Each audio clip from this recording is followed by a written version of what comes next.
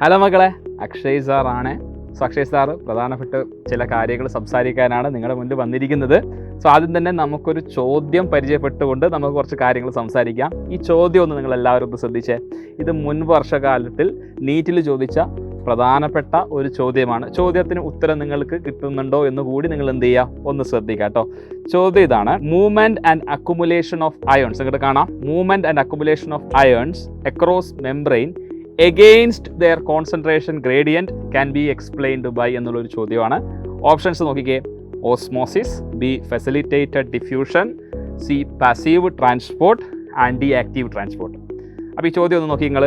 Against concentration gradient എന്ന് പറയുമ്പോൾ from lower concentration to higher കോൺസെൻട്രേഷനിൽ മൂവ്മെൻറ്റ് ഓഫ് മോളിക്യൂൾസ് അല്ലെങ്കിൽ മൂവ്മെൻറ്റ് ഓഫ് അയോൺസ് ആണ്.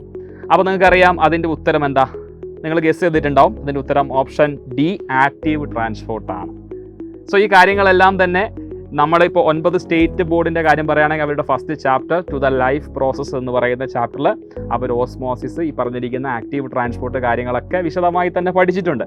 ഇനി 9th CBSEയെ സംബന്ധിച്ചിടത്തോളം അവരുടെ ഫസ്റ്റ് ചാപ്റ്ററായ the fundamental unit of life എന്ന് പറയുന്ന ചാപ്റ്ററിലും ഈ പറഞ്ഞിരിക്കുന്ന ഓസ്മോസിസ്, അതുപോലെ തന്നെ ഈ ആക്റ്റീവ് ട്രാൻസ്പോർട്ട് മുതലായ കാര്യങ്ങളെക്കുറിച്ചൊക്കെ നിങ്ങളും എന്ത് ചെയ്യുന്നുണ്ട്, പഠിക്കുന്നുണ്ട്. അപ്പോൾ നിങ്ങൾ ഇപ്പോൾ പഠിക്കുന്ന കാര്യങ്ങളുടെ ബേസിക്സ് ഉൾക്കൊണ്ടുകൊണ്ടാണ് നീറ്റ് എക്സാമിനുള്ള കാര്യങ്ങൾ ചോദ്യങ്ങളൊക്കെ ചോദിക്കുന്നത്. വാസ്തവമാണ്, നമുക്കത് മനസ്സിലായിട്ടുമുണ്ട്. സോ അതുകൊണ്ട് തന്നെ ഞാനിത് പറയാനുള്ള കാര്യം എന്താണെന്ന് വെച്ച് കഴിഞ്ഞാൽ, നമ്മൾ ഈ പിന്നെ നിങ്ങളുടെ ഫൈനൽ എക്സാമിന് വേണ്ടി പഠിക്കുന്ന കൂട്ടത്തിൽ തന്നെ നിങ്ങൾ ഒന്നുകൂടി ശ്രദ്ധ കേന്ദ്രീകരിച്ചാൽ നിങ്ങൾക്ക് എന്ത് ചെയ്യാൻ വേണ്ടി പറ്റും? ഭാവിയിൽ നിങ്ങളുടെ ഫ്യൂച്ചറിൽ നിങ്ങൾ എഴുതാൻ പോകുന്ന നീറ്റ് എക്സാം ആയിക്കോട്ടെ, ഇനി അതാ എഞ്ചിനീയറിംഗ് ഫീൽഡിൽ പോകുന്നവരാണെങ്കിൽ അത് നിങ്ങൾ JEE എക്സാം എഴുതുമല്ലോ. അപ്പോൾ അതിന് വേണ്ടിയിട്ടുള്ള തയ്യാറെടുപ്പ് നിങ്ങൾ ഇപ്പോഴേ തുടങ്ങിയാൽ വളരെ അനായാസമായി തന്നെ നിങ്ങൾക്ക് ഈ കോമ്പറ്റീറ്റീവ് എക്സാംസ് ഒക്കെ തന്നെ ക്രാക്ക് ചെയ്യാൻ സാധിക്കും. അതിനുവേണ്ടി നിങ്ങളെ സഹായിക്കുന്ന ഫൗണ്ടേഷൻ ബാച്ചാണ് ഫാൽക്കൺ ബാച്ച്. സോ ഫാൽക്കൺ ബാച്ചിൽ എൻറോൾ ചെയ്ത് കഴിഞ്ഞാൽ അഡ്വാൻറ്റേജ്, ബോർഡ് എക്സാമിന് നിങ്ങൾ പഠിക്കുന്നുണ്ട്, ഓക്കെ, ഒരു സൈഡ്. അത് കൂടാതെ തന്നെ നിങ്ങൾ എന്ത് ചെയ്യാണ്, നിങ്ങളുടെ കോമ്പറ്റീറ്റീവ് എക്സാംസ്, നിങ്ങൾ ഭാവിയിൽ എഴുതാൻ പോകുന്ന കോമ്പറ്റീറ്റീവ് എക്സാമിനും നല്ലൊരു പ്രിപ്പറേഷൻ ആയിരിക്കും, ഒരു ചുവടുവെപ്പായിരിക്കും ഫാൽക്കൺ ബാച്ച്. സോ തീർച്ചയായിട്ടും ഉപകാരപ്രദമാവുന്ന ഈ ബാച്ചിൽ നിരവധി മക്കൾ ഇതിനോടകം തന്നെ ജോയിൻ ചെയ്തിട്ടുണ്ട്.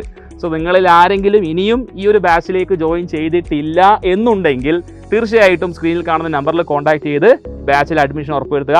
മികച്ച രീതിയിൽ പഠിക്കാം. ഭാവിയിലെ എൻട്രൻസ് എക്സാം നമുക്ക് അനായാസം ക്രാക്ക് ചെയ്യാൻ സാധിക്കും എന്ന് ഉറപ്പായിട്ടുള്ള കാര്യമാണ്. സോ എല്ലാവരും ബാച്ചിൽ ജോയിൻ ചെയ്യാം. ബാക്കിയുള്ളവർ തീർച്ചയായിട്ടും എന്ത് ചെയ്യുക, ബാച്ചിൽ ജോയിൻ ചെയ്യാം. നമുക്ക് ബാച്ചിൽ കാണാം. ബൈ.